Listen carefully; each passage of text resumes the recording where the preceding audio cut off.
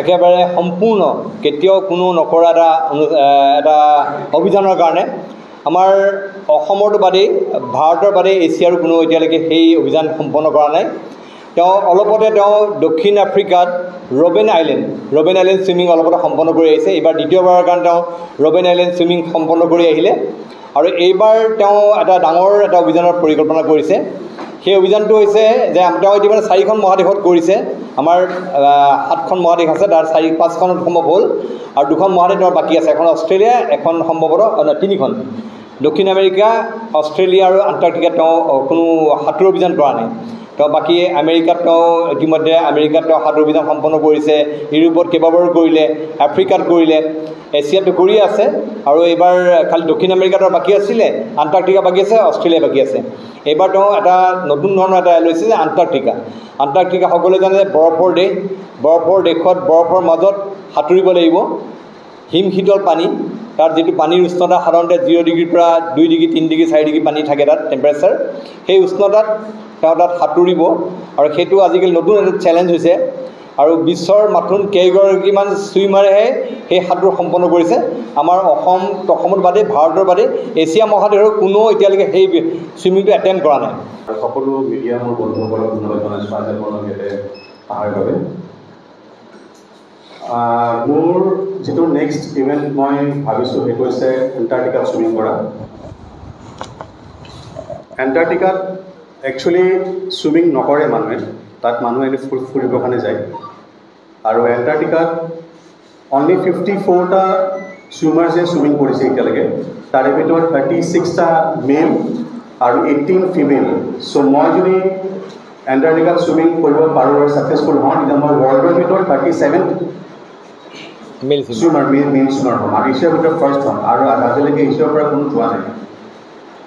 এইটো মোৰ process like তাৰ যোনজন আইচ ছুইমিং এণ্টাৰ্কটিকাৰ ফেডাৰেশ্যনৰ চেয়াৰমেন হয়, CEO হয় মিষ্টাৰ ৰাম বাৰ্গাই, তেখেত চাউথ আফ্ৰিকাৰ পৰা হয়। তেখেতৰ লগত মোৰ 2 বছৰ আগৰ পৰাই মোৰ কথা চলি আছিলে, বাট তেওঁলোকে কেতিয়াও কোনো মানুহক তেনেকৈ পাৰ্মিশ্যন নিদিয়ে যাবৰ কাৰণে। বেছিভাগ যোনবোৰ ইউৰোপিয়ান কাণ্ট্ৰিজৰ মানুহ হয় ছুইমাৰ্ছৰ তাহাঁতক পাৰ্মিশ্যন দিয়ে, বিকজ তাহাঁতৰ ৱেডাৰটো ঠাণ্ডাই থাকে, গৰমতে হওক যেতিয়া হওক, বাট আমাৰ ইণ্ডিয়াত ইমান ঠাণ্ডা নপৰে।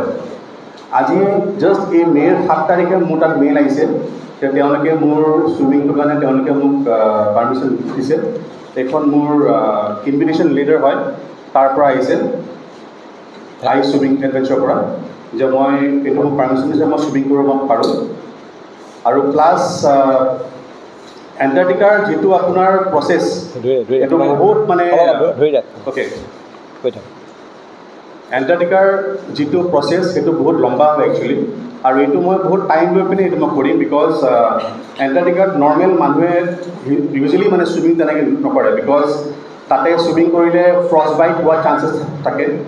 চান্সেছ নহয়, ফ্ৰষ্ট বাইট হয়। প্লাছ আপোনাৰ স্ন' ব্লাইণ্ডনেছ মানে হয় 100%। মানে ৰাম বাৰ্গাই কৈছে যে স্ন' ব্লাইণ্ডনেছ মানে যিমান ছুইমিঙত স্ন' ব্লাইণ্ডনেছ হয়। স্ন' ব্লাইণ্ডনেছ লাইক আপুনি যেতিয়া ছুইমিং কৰিব -ডিগ্ৰীৰ পানীত, আপোনাৰ চকু দি একো আপুনি দেখা নাপায়। দেখা নোপোৱাৰ পৰা আপোনাৰ 3 দিন 4 দিনলৈ মই একো দেখা নাপাম, বহুত কম দেখা পাম। আৰু মই গুগলত চাৰ্চ কৰিলোঁ, সেইটো মানে পাৰ্মানেণ্টলি নহয়, সেইটো নৰ্মেলি আপোনাৰ মানে টেম্পৰেৰী হয়। আপোনাৰ 3 দিন 4 দিন পিছত মানে মোৰ স্ন' ব্লাইণ্ডনেছটো মোৰ যাবগৈ আৰু লাইফৰ বহুত ৰিস্কো মানে তাত থাকে। আৰু তাতে আপোনাৰ যিমান ছুইমাৰ গৈছে বেছিভাগ 99% ছুইমাৰ্ছ হস্পিটেলাইজ হৈছে, ছামথিং লাইক ফ্ৰষ্ট বাইটৰ কাৰণে, ঠাণ্ডাৰ কাৰণে, মানে বহুত কিবা কিবি কাৰণ মানে থাকিব পাৰে। আৰু প্লাছ এইটো যিটো মোৰ ইভেণ্ট আছে, মোৰ অহা বছৰলৈ মই টাৰ্গেট লৈছোঁ। আৰু প্লাছ আপোনাৰ এইটো যিটো ইভেণ্ট এণ্টাৰ্কটিকাৰ মেইন হৈছে আপোনাৰ এই খৰচটো হৈছে নিয়াৰ এবাউট 45 to 50 lakhs। বহুত বেছি এইটো খৰচ। যদি এই খৰচটো মই কাভাৰ আপ কৰিব পাৰোঁ, তেতিয়াহে মই এই ইভেণ্টটো মই কৰিব পাৰিম। আৰু মই ভাবোঁ যে এই ইভেণ্টটো যদি মই কৰোঁ, মোৰ কাৰণে বুলি নহয়, ইণ্ডিয়াৰ কাৰণে, অসমৰ কাৰণে, আপোনালোকৰ চবেই চাগে ভাল চাগে পাব মই যদি ইভেণ্টটো যদি মই কৰিব পাৰোঁ। কাৰণ এণ্টাৰ্কটিকাত ছুইমিং কৰা ইমান ইজি নহয়, এইটো আপোনালোকে জানে ভালদৰে। তাতে গৈ পিনে যেতিয়া -ডিগ্ৰীত মানুহে কাপোৰ খুলিব আনকি নোৱাৰে, তাত যে পানীত মানুহে যে নামে, মই যদি ভাবোঁ, মই এভৰিডে মই ভাবি আছোঁ যে তাত গৈ পিনে কেনেকৈ কি কৰিম, কি নহ'ব, কি নাই। It's lots of process. আপোনাৰ তাতে আপোনাৰ যিটো সিহঁতি মোক লিষ্টখন দিছে ছুইমিং, তাতে গৈ পিনে মই ফাৰ্ষ্ট মই থাকিম আপোনাৰ প্ৰেক্টিছ কৰিব এইখন বোট হয়, এখন শ্বিপ হয় একচুৱেলি। এই শ্বিপখনত মই থাকিম, মই ট্ৰেভেল কৰিম দিল্লী বা মুম্বাইৰ পৰা আৰ্জেণ্টিনালৈ। তো আৰ্জেণ্টিনাৰ পৰা একো মানে তাতে আপোনাৰ ৰোড ভেহিকেল বা একো নাহে, তাতে শ্বিপেদি লৈ যাব। চ' মই শ্বিপখনত মই 1.5 মাহমান মই থাকিব লাগিব মোৰ ট্ৰেইনিঙৰ কাৰণে। তাৰপিছত আপোনাৰ শ্বিপ, পাইলট এইবিলাক চব বুকিঙৰ ফাৰ্ষ্ট ফেজ যিটো মোৰ পইচা, এইটো 13,48,000 মই দিব লাগিব।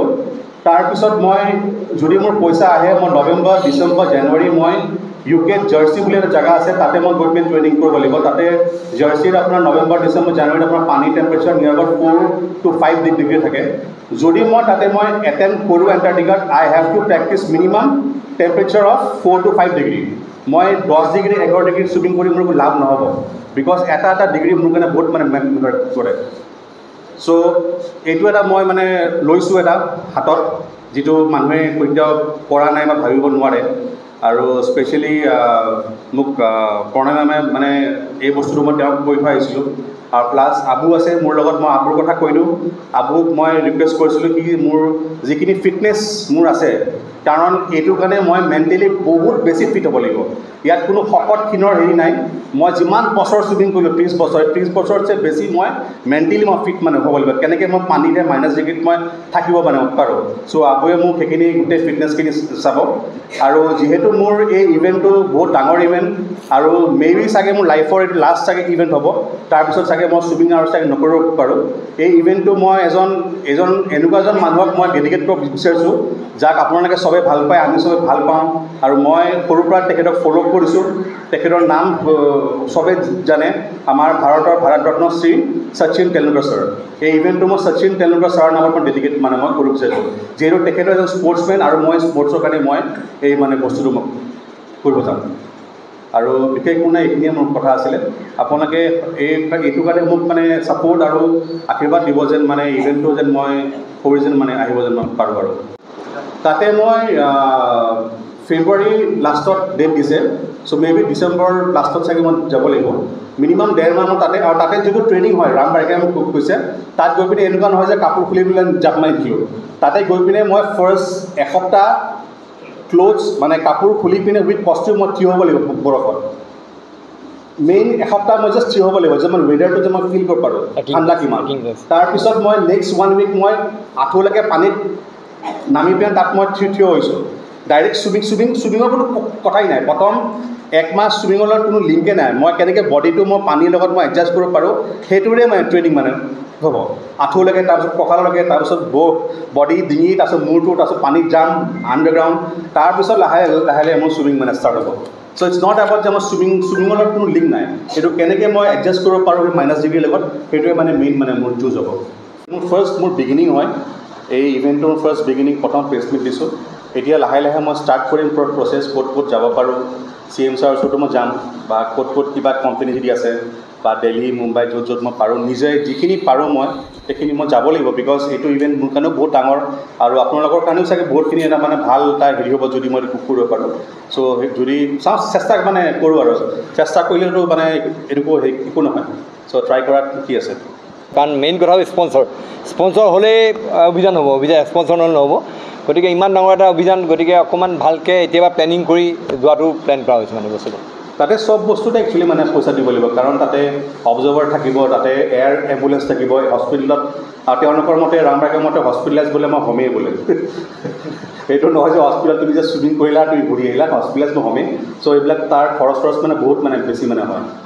মোক এই কথাটো LBC আজি 10 দিনমান আগতে কৈছিল যে মানে এণ্টাৰ্কটিকাত গৈ মানে যিটো তেওঁ সাঁতোৰৰ যিটো ইনভিটেশ্যন পাইছে সেইটো কৰিব বুলি তেওঁ মানে ইচ্ছা প্ৰকাশ কৰিছিল। আৰু মই তেওঁক তেতিয়া কৈছিলোঁ যে LBCত যে মই সদায় তোমাৰ লগত আছোঁ, যিকোনো হেল্প মই কৰিবলৈ আগবাঢ়িম তোমাৰ কাৰণে, তুমি কামটো কৰা। কাৰণ এইটো বহুত ডাঙৰ এটা কথা। আমি এণ্টাৰ্কটিকা বুলি ক'লে বৰফ বুলিয়ে গম পাওঁ, কিন্তু বৰফতে তো তাত ছুইমিং কৰা বহুত সাংঘাতিক কথা। আৰু মই বিচাৰোঁ লগতে গোটেইবিলাকে গৈছে, বহুত ডাঙৰ কথা হ'ব অসমৰ কাৰণে। আৰু এই অভিযানটো যে ছাকচেছ হয় তাৰে মই বেষ্ট উইচেছ দিছোঁ LBCক। আৰু নিশ্চয় কথা আমি সদায় তোমাৰ লগত আছোঁ, তুমি কৰি যোৱা। আৰু যিকোনো হেল্প লাগে বা যিকোনো সহায় সহযোগ সদায় তোমাৰ লগত আছোঁ। চ' গোটেইবিলাক আমি আছোঁৱে, আৰু নিশ্চয় এই বস্তু ছাকচেছ হ'ব বুলি মই আশা কৰোঁ। এলবিছৰ প্ৰতিষ্ঠা প্ৰগ্ৰেমৰ লগত আমি সদায় আমাৰ কোনো আন্তৰিক শুভেচ্ছা আছে। আমি সদায় যিমান পাৰোঁ যেনেকৈ নহওক সহায় কৰিব চেষ্টা কৰোঁ। এতিয়াও এলবিছ ভাই নিচিনা সৰুৰ পৰা দেখিছোঁ নিৰ্বাচনী মই বিভিন্ন বস্তুত আছে এইবোৰত যাওঁ যিকেইটা এডভান্সাৰ কৰিছে সেইকেইটা নিশ্চয় সেই সময়ত তাতে কৰ্মটো আছিলোঁ। আৰু মোৰ দৃঢ় বিশ্বাস যে ছাকচেছ হ'ব, সফলতে অভিযান সম্পূৰ্ণ কৰি আগতে যেনেকৈ আছে আকৌ অসমলৈ ঘূৰাই আমাৰ সকলোৰে অসমৰ তথা ভাৰতৰ বিশ্ববিদ্যালয় মানচিত্ৰত আমাক এলবিছৰ নাম ল'লে আমাৰ বিশেষকৈ আমি অসমীয়াখিনি বা যোনে অসমৰ যি বাস কৰা অসমীয়া জাতিটো আমি গৌৰৱত তুলি দিলোঁ। আমাৰ এলবিছৰ নাম আমি গৌৰৱ ফিল কৰোঁ নিজে। আজিতো যি ধৰণৰ পদক্ষেপ তেওঁ লৈছে, এণ্টাৰ্কটিকাত আমি এণ্টাৰ্কটিকাত পেংগুইন থাকে বুলিয়ে জানো। আমি জানো পেংগুইন থাকে, তাতে যে মানুহ চাই হাত তুলিব পাৰিব, তাকো আমাৰ নিজৰ মানুহ এলবিছ যাব, আমাৰ নিজৰ ভাই, আমাৰ নিজৰ অসমৰ সন্তান, অসমীয়া সন্তান। তেওঁ আজি যিটো বৃহৎ পদক্ষেপ লৈছে তাত আমি আন্তৰিকতাৰে শুভেচ্ছা জনাইছোঁ। আৰু এলবিছৰ বহুত ৰেকৰ্ড ইতিমধ্যে প্ৰতিষ্ঠা কৰিছোঁ। আৰু এইবাৰ আমি আশা ৰাখিছোঁ এই পেংগুইনৰ দেশত বা এই বৰফৰ দেশত তেওঁ নিজৰ সফলতাৰে অসম তথা ভাৰতবৰ্ষলৈ গৌৰৱ কৰি আমাৰ লগতে বিশ্বলৈ আহিব। বিশ্বতে এটা বিগত আমি যে কৈ গৈছোঁ যে বিশ্বত বহুত কম মানুহে আছে যোনে বৰফত মানে চুইমিং কৰিছোঁ। গতিকে এইটো আমি গৌৰৱ অনুভৱ কৰিছোঁ। আৰু আমি 100% 1000% চিয়'ৰ যে এলবিছ আলি হাজৰিকা ছাকচেছ হ'ব। এইটোৱে আমাৰ অন্তৰৰ পৰা মই ভাবিছোঁ শুভেচ্ছা। এলবিছৰ আপোনালোকৰ জন্মৰ বহুতৰ জন্ম হোৱাই নাই, তাৰ আগতেই এলবিছে সংবাদ মাধ্যমৰ শিৰোনাম দখল কৰিছে। মোৰ এতিয়া মনত পৰে যে এলবিছে 3 বছৰ বয়সত তেওঁ জয়সাগৰ সাঁতুৰি পাৰ হৈছিলে, তেতিয়াই সংবাদ মাধ্যমৰ শিৰোনাম দখল কৰিছিল, দীঘলীপুখুৰী সাঁতুৰি পাৰ হৈছিলে। গতিকে তেতিয়াৰ পৰা এলবিছে ৰাখিছে তেতিয়া চুইমিং পুল 134 সম্ভৱত নহয় 134টা তেওঁ নেশ্যনেলত তেওঁ গ'ল্ড মেডেল আছে, ছিনিয়ৰ জুনিয়ৰ ভেটাৰ মিলাই, ছাব জুনিয়ৰ জুনিয়ৰ ছিনিয়ৰ মিলাই 134টা গ'ল্ড মেডেল আছে। প্ৰায় 23টাৰ ওপৰত তেওঁ ৰাষ্ট্ৰীয় নেশ্যনেল ৰেকৰ্ড আছে। এই নেশ্যনেল ৰেকৰ্ড কিছুমান ভাঙিছে, বহুবিলাক ৰেকৰ্ড এতিয়াও ভংগ হোৱাই নাই। গতিকে ইমান ডাঙৰ এটা বৰ্ণিল পৰিক্ৰমা, প্ৰায় 4 দশক জোৰা এটা পৰিক্ৰমা, আৰু এই পৰিক্ৰমা এতিয়া শেষ কৰিব লাগিছে তেওঁ আণ্টাৰ্কটিকা বৰফৰ ডে আমি বৰফৰ ডে বুলি জানো। সাধাৰণ খুব ঠাণ্ডা, মাইনাছত তাত টেম্পাৰেচাৰ, তাৰ মাজত সাঁতুৰিবলৈ আছে অত্যন্ত সাহসী পদক্ষেপ। গতিকে নিঃসন্দেহে প্ৰশংসনীয়। ফিজিকেল এডুকেশ্যন বিষয়ত ডিগ্ৰী পাঠ্যক্ৰমৰ কাৰণে অসম তথা উত্তৰ পূৰ্বাঞ্চলৰ প্ৰথমখন শিক্ষানুষ্ঠান অভিৰুচি ইনষ্টিটিউট অৱ ফিজিকেল এডুকেশ্যন। 2 বছৰীয়া ফিজিকেল এডুকেশ্যনৰ BPEd পাঠ্যক্ৰম আৰু 4 বছৰীয়া BPES পাঠ্যক্ৰমৰ বাবে নামভৰ্তি চলি আছে। বিতংকৈ জানিবৰ বাবে আজিয়েই যোগাযোগ কৰক। যোগাযোগৰ নম্বৰসমূহ হৈছে 9435100098, 7002 33540, 88765210998, ৱেবছাইট www.aipguwahati.in।